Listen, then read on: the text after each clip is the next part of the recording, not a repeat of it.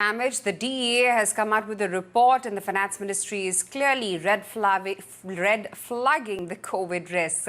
Let me take it across to my colleague Ruchi Bhatia, getting more details of Ruchi, what this report actually entails.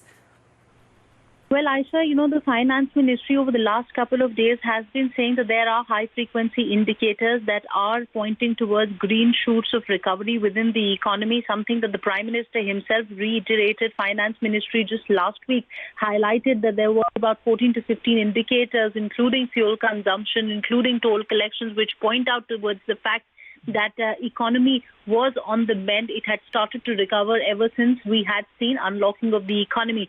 However, this is the first time an admission coming in from Finance Ministry that there are uncertainties to do with COVID-19, given the fact that we are, seeing high number of COVID cases in the economy, even though the recovery in terms of cases in India is close to 60%, yet the COVID-related uncertainties could make the companies delay their investments. Remember, the last year, the government had given several breaks to industries, including the corporate tax rate cut. However, it seems like COVID-19 has put a spanner at work.